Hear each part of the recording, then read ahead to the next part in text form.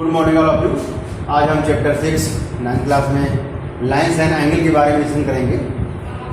यहाँ पे पहले बेसिक कॉन्सेप्ट की बात की जाती है कि लाइन सेगमेंट क्या है, रे क्या है और एंगल्स क्या है। लाइन के बारे में हम जानते हैं कि लाइन का कोई एंड पॉइंट नहीं होता।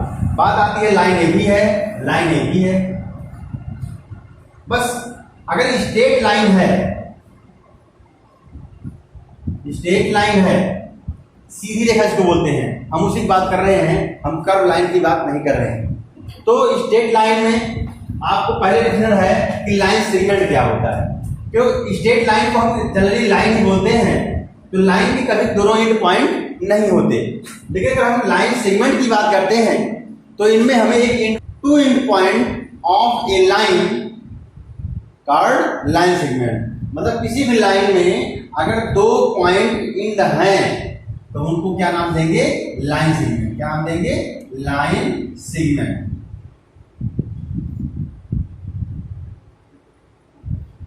ए बी इसका एंड पॉइंट हो गया, लेकिन एरो यहां निकला हुआ है तो हम ए और बी का जो एंड पॉइंट है यही हमारा क्या है? लाइन सेगमेंट है। फिर बात आती है रे। रे में होता क्या है? ए लाइन है वन एंड पॉइंट, एक लाइन जो होती है एक एंड पॉइंट होती है। अब बात आती है एंगल। अब एंगल जो होती है वो हमें रे से पता चलती है। कहते हैं originate two rays have same point. अगर दो रे एक पॉइंट से ऑरिजिनेट हो रही है तो उनके बीच में जो सिस्टम बनता है उनको एंगल बनते हैं। अब बात आती है एंगल, इसको भी बोलते हैं, एंगल इसको भी बोलते हैं। एक इंटरनल होगा, एक एक्सटर्नल होगा। जब दो लाइनें एक दूसरे को कहीं कहीं से निकलेंगी तो रे, तो उसमें एक साइड में एंगल, विशेषकर लोग इसको बोलते हैं, लेकिन ये भी तो एंगल है। तो इस तरीके से आप जान लीजिए कि an angle form the two ray originate form the same end point. तो एक एंड पॉइंट से अगर दो रेज ऑरिजिनेट हो रही हैं तो उनमें एंगल फॉर्म होगा। अब वो एंगल किस तरीके से फॉर्म होगा? एक छोटा होगा तो एक बड़ा होगा, या दोनों इक्वल होंगे। तो ये थी एंगल। अगर हम यहाँ एंगल की बात करें, ये दो रेज इसमें ऑरिजिनेट हो रही है, ओ ए बी, मतलब ओ ए और ओ बी दो रेज में ऑरिजिनेट हो रही है। ठीक है, अब दो रेज में ऑरिजिनेट हो रही है तो इसको हम क्या बोलेंगे? आर्म्स। तो आर्म्स बोलते हैं क्या? O A and O A, O A and O B क्या कहलाती है? आर्म्स। वन साइडेड रे लगाते हैं क्योंकि एक रे का साइन ध्यान रखिएगा, ए बी करके हम ऐसे लिखते हैं। जनरली हम रे में कुछ लिखते नहीं है, आर्म्स को भी हम लोग ऐसे ए बी लिख देते हैं। ठीक है, कहीं भी हम अगर एंगल लिखते हैं तो रहेंगे आर्म्स ए बी या साइड ए बी। ठीक है, तो कोई दिक्कत नहीं है। हम लोग जनरली इसको ना लिख करके इसको हम नेक्स्ट क्लास में पढ़ेंगे तो इसको वेक्टर फॉर्म के लिए उपयोग में लाते हैं, इसलिए कोई प्रॉब्लम में नहीं होनी चाहिए। फिर बात आती है एंगल्स। अब एंगल्स में आपकी इसको बोलते हैं आर्म्स, इसको और इसको क्या बोलते हैं? आर्म्स। ठीक, और इसको बोलते हैं एंगल और इसको बोलते हैं वर्टेक्स। ठीक, क्या बोलते हैं? वर्टेक्स। अब बात आती है टाइप्स ऑफ एंगल की।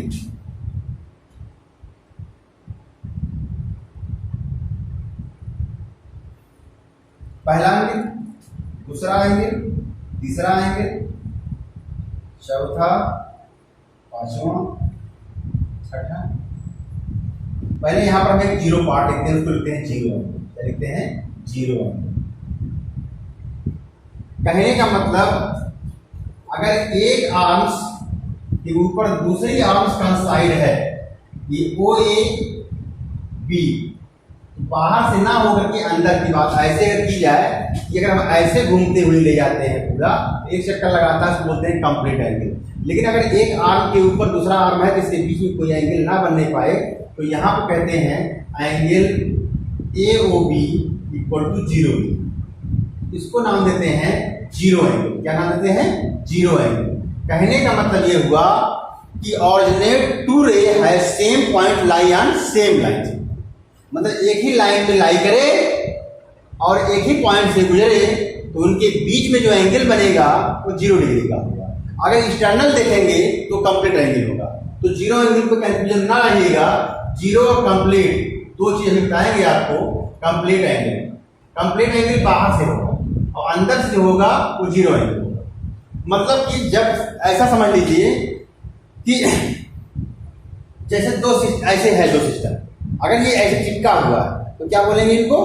जीरो एंगल है। और जब घुमा के ले आएंगे एक चक्कर से भी चिपक जाएगा उसको बोलेंगे कंप्लीट एंगल। तो इस पर आप विशेष ध्यान दीजिएगा क्योंकि जीरो एंगल और कंप्लीट एंगल में लोग कंफ्यूज करते हैं।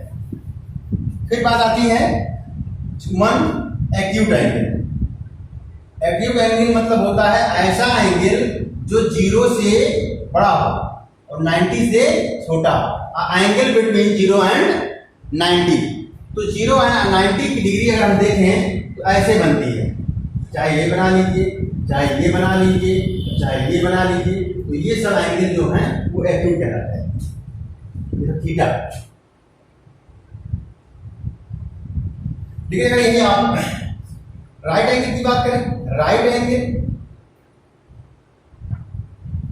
एंगल में थीटा की वैल्यू कितनी होती है? 90 डिग्री। केवल और केवल ऐसे बना लिया जाए, ये राइट एंगल। ये साइन देख रहे हैं, ये इसको 90 डिग्री। फिर बात आती है ऑब्ट्यूस एंगल। ऑब्ट्यूस एंगल में थीटा की वैल्यू जो होगी वो 90 से ग्रेटर होगी और 180 से छोटी होगी। तो इसका सिंबल इस तरीके से बनाते हैं हम लोग, ऐसे 90 से जरा सा भी छोटा बड़ा कर देंगे तब भी मान जाएगा, और 180 से थोड़ा सा भी छोटा रहेगा तब भी माना जाएगा। मतलब थीटा की वैल्यू अगर आपकी 179 है तब भी क्या कहलाएगा? Obtuse angle. तो ध्यान रखिएगा। फिर बात आती है स्ट्रेट एंगल।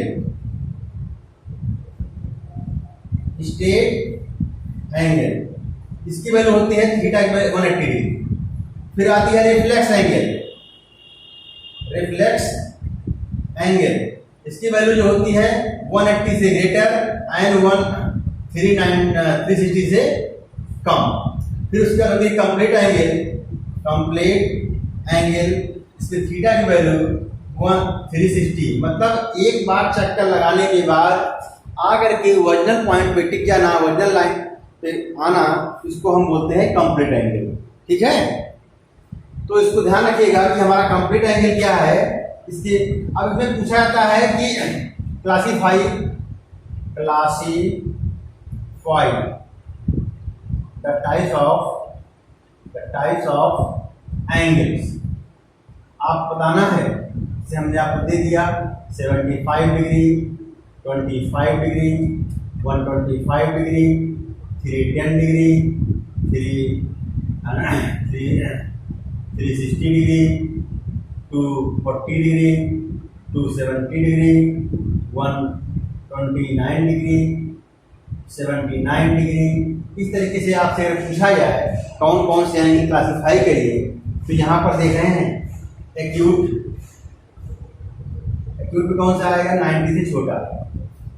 90 से छोटे जितने भी एंगल होंगे वो सब किसमें आएंगे? एक्यूट में। तो 75, 25, 79 कितने आएगा? एक्यूट में। ऑब्ट्यूस में अगर देखिए, ऑब्ट्यूस में तो आपकी वैल्यू आएगी 1 ये, ऑब्ट्यूस में आपका 1 ये आएगा, तो 125 ऑब्ट्यूस, 129 ऑब्ट्यूस। फिर बात आती है रिफ्लेक्स एंगल में 310 आएगा। तो ध्यान रखना, रिफ्लेक्स एंगल में 180 से बड़ा होना चाहिए, 360 से छोटा, तो बन जाएगा 360, 240, 270 डिग्री। ठीक है, तो इस तरीके से हम क्लासिफाई करेंगे। ध्यान रखिएगा, अगर थीटा की वैल्यू 180 हो जाए, मतलब ऐसे एक स्ट्रेट लाइन पे कहीं पॉइंट ले लीजिए, इसको हम बोलेंगे 180। और कहीं पे ऐसे लाइन ड्रा की जाए, एक लाइन ऐसी एक दूसरे पर क्या हो परपेंडिकुलर हो, तो उसको बोल देंगे 90 डिग्री। ये ध्यान रखिएगा, ये सिंबल किसका है? 90 डिग्री का। ये हो गया हमारा टाइप्स ऑफ एंगल्स। अब टाइप्स ऑफ एंगल जब हम समझ लेते हैं तो इसके आगे बनता है कॉम्प्लीमेंट्री।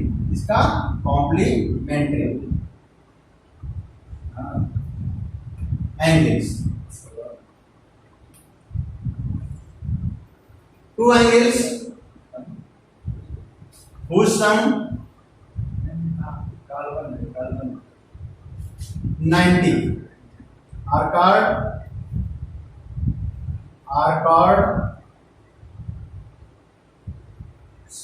complementary each other.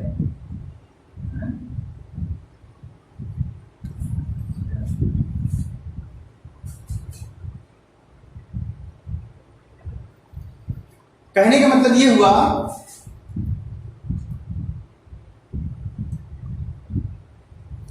कि अगर two angles whose sum 90 degree called complementary each other, अगर दो एंगल्स का सम 90 डिग्री है तो उन दोनों एंगल को क्या कहेंगे? कॉम्प्लीमेंट्री एंगल कहेंगे। से एंगल्स की बात करें 75 में 15 डिग्री ये, फिर इसके बाद 25 65, उसके बाद 79 1 डिग्री, मतलब 79 11 डिग्री। इन दोनों को अगर हम ऐड करेंगे तो 90 डिग्री इन दोनों का, मतलब जिनका सम, तो ये समझ लो कि कॉम्प्लीमेंट्री का सिस्टम क्या होता है? पेयर के साथ होता है। तो इसको हम लिख सकते हैं पेयर ऑफ एंगल्स, ऐसे बोल सकते हैं pair of angles whose sum 90 degree. ऐसे पेयर ऑफ एंगल्स जिनका सम 90 डिग्री हो उन्हें हम कॉम्प्लीमेंट्री एंगल्स कहते हैं। ठीक है, डिफिनेशन अपने आप बना सकते हैं। जो कॉन्सेप्ट आपका होना चाहिए, दो एंगल का सम 90 डिग्री हो तो उन दोनों एंगल एक दूसरे के कॉम्प्लीमेंट्री कहलाते हैं। तो ऐसे डिफिनेशन बनाइए, pair of angles whose sum 90 degree are called complementary, कोई दिक्कत नहीं। ऐसे आपकी बात आती है सप्लीमेंट्री।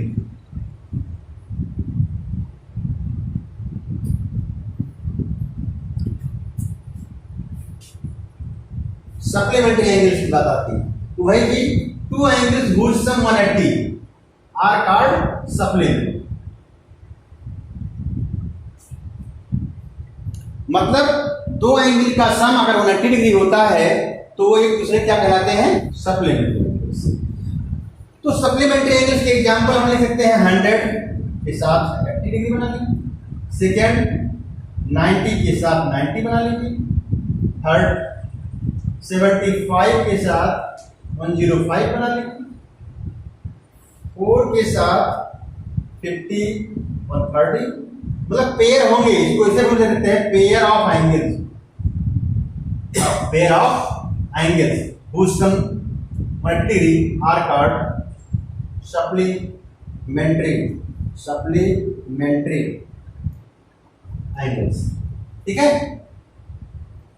तो कॉम्प्लीमेंट्री सप्लीमेंट्री दो चीज आप जान लिए। तो एक बार फिर निकाल करता हूं, दोनों में डिस्टेंस क्या है? कॉम्प्लीमेंट्री कॉम मीन्स 90, सम मीन्स 180 डिग्री। इसको बहुत कंफ्यूज करता है। जिस क्लास में आप हैं उस क्लास में सी और यस, सी पहले आता है तो 90, यस बाद में आता है तो 180। ध्यान रखिएगा, pair of angles whose sum 90 degree are called complementary, pair of angles whose sum 180 degree are called supplementary. अब बात आती है कि हमें एडजेसेंट एंगल क्या होता है? एडजेसेंट एंगल, इसमें 3 पॉइंट याद रखिएगा कि एडजेसेंट एंगल्स के लिए क्या क्या चीजें कंडीशन अप्लाई होती हैं। सेम वर्टेक्स, क्या होगा? सेम वर्टेक्स, दो एंगल का वर्टेक्स क्या होगा? सेम होगा। फिर एक वन कॉमन आर्म्स एंड जो दो अदर कॉमन आर्म्स है वो अपोजिट साइड में है। Non common arms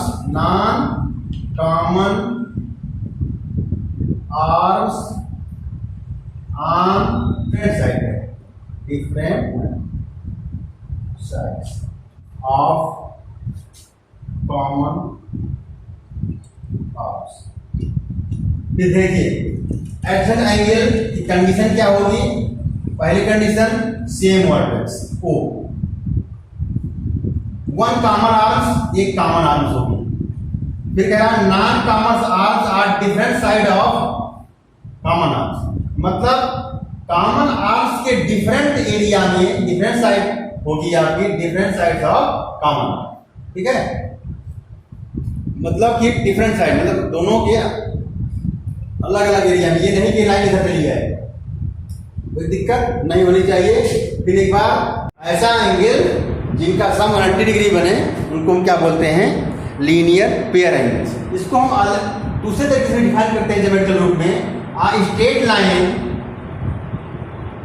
stand on a ray have one point on line get two angles are called straight या linear pair angles. Straight line angle भी बोलते हैं इसको या लीनियर पेयर एंगल बोलते हैं।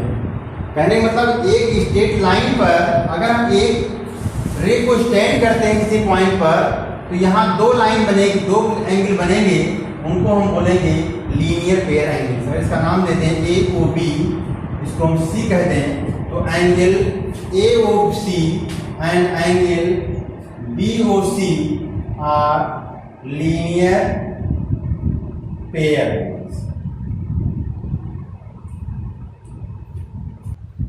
फिर इसके बाद आती है वर्टिकली अपोजिट एंगल्स। ये vertically opposite,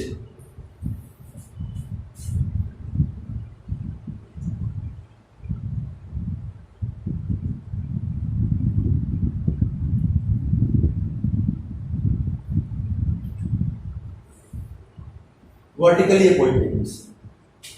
to line segments या two lines intersect each other have pair of two vertically opposite angles.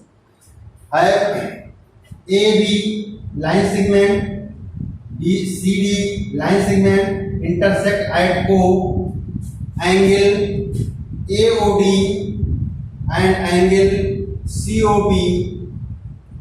Second, angle AOC and angle BOD are vertically opposite angles. Vertically opposite angles, ठीक है। ध्यान रखें, फिर से बता रहा हूं, एक लाइन सेगमेंट ये है, दूसरी लाइन सेगमेंट ये है, एक दूसरे को इंटरसेक्ट करती है इस पे, तो ये इसका वर्टिकली अपोजिट है और ये इसका अपोजिट, मतलब जो क्रॉस करने के बाद जो आमने सामने के एंगल जो बनते हैं उनको वर्टिकली अपोजिट एंगल कहा जाता है। तो opposite vertically opposite angle linear pair angles. उसके बाद आता है आपका